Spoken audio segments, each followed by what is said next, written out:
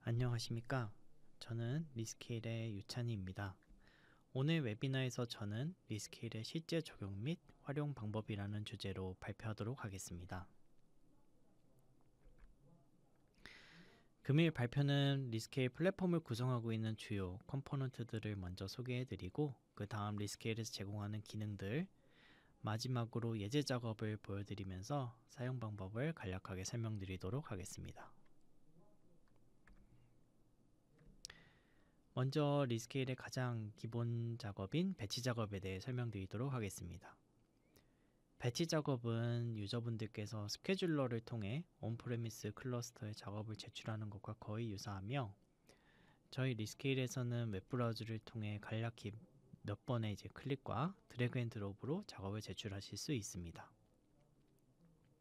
제출하신 작업은 라이센스 제한 등 특별한 경우를 제외하고는 클라우드 컴퓨팅의 특성인 거의 무제한으로 제공되는 컴퓨팅 리소스를 활용하여 큐에서 대기할 필요 없이 즉시 할당 및 실행되는 제로 큐로 동작하게 됩니다.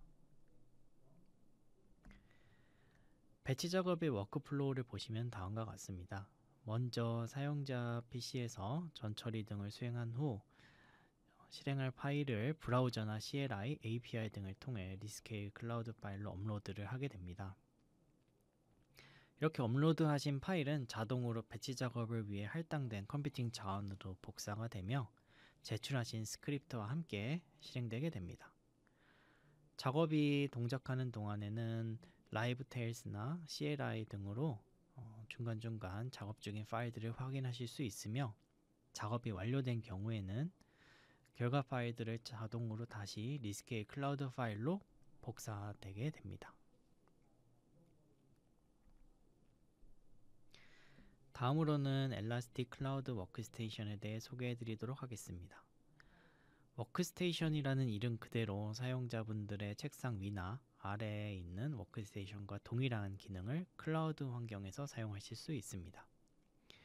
GUI를 통해 솔빙 외에도 지오메트릭 생성이나 결과 시각화 등 전후 처리를 윈도우 또는 리눅스 환경에서 수행하실 수 있으며 다른 사용자와 이 워크스테이션을 공유하여 공동 작업 또한 하실 수 있습니다.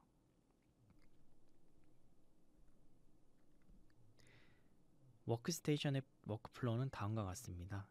사용자가 워크스테이션을 실행을 할 때 입력 파일을 배치 작업과 마찬가지로 웹브라우저나 CLI, API 등을 통해 제출하신 후 워크스테이션의 실행을 하실 수가 있으며 워크스테이션과 다른 점은 워크스테이션의 전원을 온오프 하듯이 명령어는 따로 입력하지 않습니다.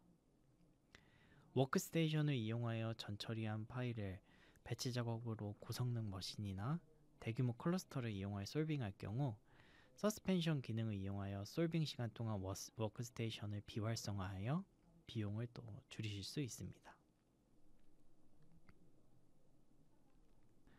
마지막으로 스토리지 디바이스에 대해 설명드리도록 하겠습니다.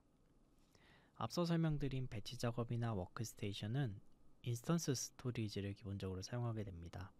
그 말인 즉슨 이 컴퓨팅 자원이 반납되게 되면은 모든 데이터가 삭제된다는 것을 의미합니다. 따라서 리스케일에서는 작업이 종료된 후 컴퓨팅 자원을 반납하기 전에 사용자가 생성했던 모든 파일들을 클라우드 스토리지로 복사를 한 후 자원을 반납하게 됩니다. 이렇게 된 경우 여러 배치 작업이나 워크스테이션을 같이 쓴다든지 아니면은 다른 여러 유저들과 함께 파일을 공유해가며 사용할 수가 없는데요. 이것을 가능하게 해주는 것이 스토리지 디바이스입니다. 스토리지 디바이스를 사용하실 경우 파일들 복사 없이 여러 클러스터 간 여러 유저 간 공유해가며 작업을 수행할 수 있도록 해줍니다. 앞서 설명에서 여러 타입의 파일스나 저장 공간에 대해 말씀을 드렸는데 이 표로 정리하면 다음과 같습니다.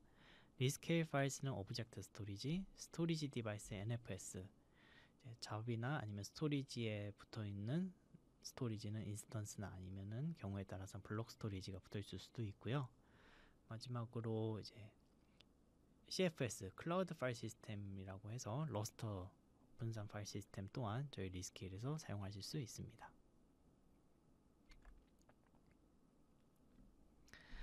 스토리지에 대한 설명을 드린 만큼 이제 리스케일에서 하드웨어에 대한 설명을 좀 추가적으로 드리도록 하겠습니다.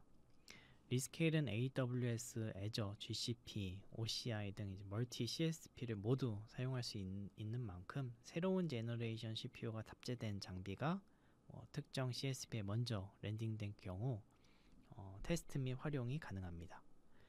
그래서 오른쪽 위에 위치한 그림과 같이 하드웨어에서 CPU의 코드명 등으로 이제 검색이 가능하며 아래 그림처럼 메모리 밴드위스가 만약 대폭 개선된 장비가 도입됐다 했을 경우에도 리스케일을 통해 CSP에 상관없이 테스트 및 활용이 가능합니다.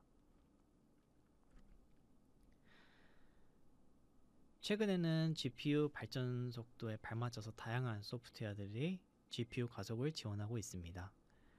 그래서 저희 리스케일에서 또한 GPU 코어 타입을 이용하여 가속이 가능한데요.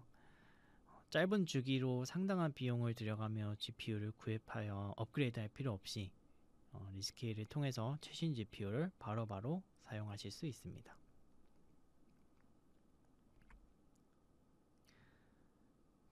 다음 표는 저희 리스케일에서 스타CCM 플러스를 GPU로 테스트했을 때의 결과입니다.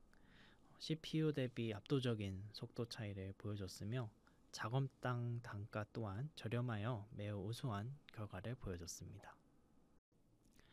다음으로 리스케일에서 제공하는 기능들에 대해 소개해 드리도록 하겠습니다. 리스케일 플랫폼은 클라우드 위에서 동작하다 보니까 이 라이센스 이슈가 발생할 수 있습니다. 그래서 이 라이센스를 사용하실 수 있도록 저희가 라이센스 서버라는 옵션을 제공을 하고요. 이 라이센스 서버는 라이센스 호스팅, 라이센스 프록시 두 가지로 나눠지게 됩니다. 그래서 어떤 것이 이 라이센스를 사용하는데 가장 적합한 것인가는 또 유저분들의 상황마다 다르기 때문에 제가 이렇게 정리를 해놨습니다. 그래서 저희 대부분의 유저분들께서 라이센스를 사용하시는데 불편함이 없도록 다 준비를 해놨습니다. 이 클라우드와 라이센스를 생각을 해볼 경우 라이센스가 확보되지 않아서 웨이팅을 해야 되는데 자원이 잡혀있을 경우 과금이 될 수가 있습니다. 그래서 이런 현상을 방지하기 위해서 저희는 라이센스 큐잉이라는 것을 제공을 하고요. 이런 라이센스 큐잉 같은 경우에는 라이센스가 확보될 때까지는 컴퓨팅 자원을 잡지 않고 과금이 되지 않고 있다가 라이센스가 확보가 됐을 때 자원을 할당 받아가지고 그 위에서 작업을 수행하는 방식으로 동작하게 됩니다. 그래서 전반적으로 이런 컴퓨테이셔널 코스트를 낮추는데 효과가 있습니다. 앞서 하드웨어를 설명드리면서 저희 리스케일에서는 다양한 종류의 코어 타입을 제공한다고 소개를 드렸습니다.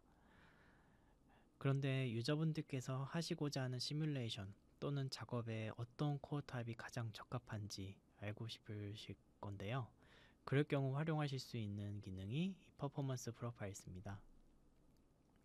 퍼포먼스 프로파일스를 사용하시게 되면 보시는 그림과 같이 어떤 코어 타입 그리고 동일한 코어 타입이라도 몇 개의 코어를 줬을 때 가장 이제 가격적으로나 그리고 성능 측면으로 적합한 옵션인지 조합인지 알 수가 있습니다.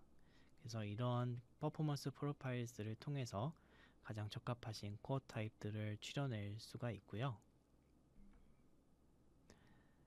이렇게 추려내신 코어 타입을 사용하실 경우 리전에 따라서 순간적으로 많은 작업들이 한 리전으로 몰릴 경우 이 캐패시티 문제가 발생할 수도 있습니다.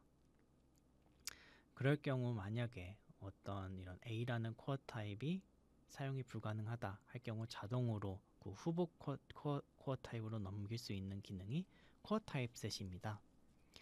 그래서 이 코어 타입 셋을 이용할 경우 여러 개의 코어 타입, 후보 코어 타입들을 하나의 이제 집합으로 묶어서 순차적으로 시도를 해볼 수 있는 기능입니다.